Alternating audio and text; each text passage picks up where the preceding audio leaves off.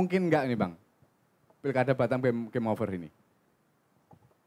Kalau game over nih teringat main game di era tahun 90-an. Kalau kalah masuk jurang game. Ya, betul. Ya jadi untuk Pilkada Batam saya kira kan masih sekarang tanggal 8 ya? 9. Ya, tanggal 8. Ya masih ada 2 minggu lagi. Belum tentu kita bilang game over karena siapa tahu ada partai yang menarik dukungan kemudian mengajukan calon. Ya.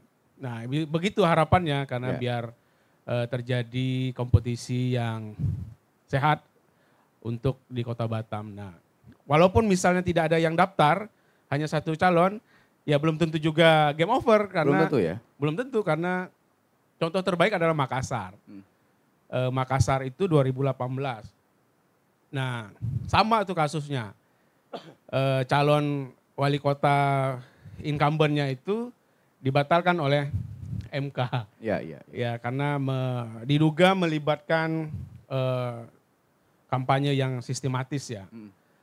Masif sehingga dibatalkan dan tinggal 1 calon gitu. 1 calon itu yang mendaftar ke KPU. Yang calon wali kota incumbentnya enggak daftar sehingga pilkada diusung 1 calon melawan kolom kosong. Jadi kita menggunakan kolom kosong bukan kotak kosong. Ya. Trennya kotak kosong. Karena kotaknya enggak ada di kolom itu. Cuma kolom kosong. Nah, terjadilah pemilihan di Makassar dan kalah calonnya. Iya. Keluarga dari Yusuf Kalla itu kan keluarga besar di Makassar. Siapa yang enggak kenal Yusuf Kalla? Nah, yang menarik sampai ke Mahkamah Konstitusi juga kalah gitu. Karena selisihnya lumayan jauh kotak kosong, kolom kosong tadi kalah. Ya 48% atau 49%. Nah ini yang bisa saja terjadi di Batam.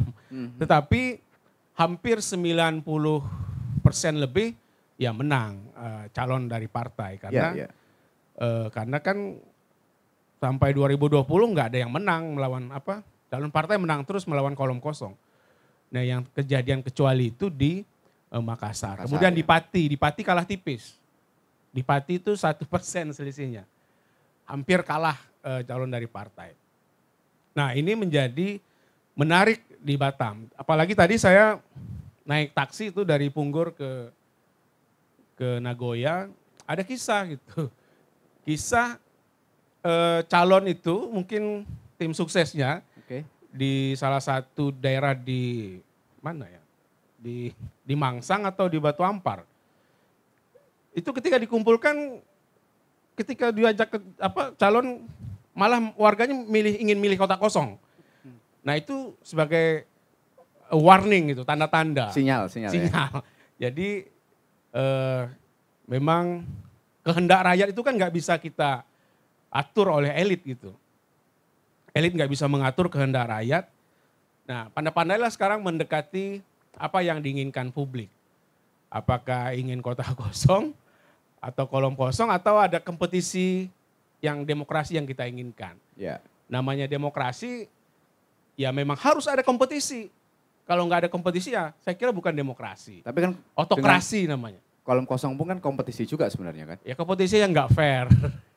Karena siapa yang mau kampanyekan kotak kosong? Ya. Siapa yang mau mendebatkan kotak kosong? Kan kandidat dari kotak kosong kan nggak bisa bersuara. Apa visi misi yang disampaikan kotak kosong nggak bisa. Jadi nggak ada equality gitu. Persamaan lah. Jadi ya pasti mayoritas menang calon incumbent, calon dari partai. Karena kotak kosong kan dianggap saja nggak ada gitu. Ya. Tetapi kalau publik kalau publik marah bisa saja terbalik. Orang daripada tidak ada sama sekali pilih kolom kosong.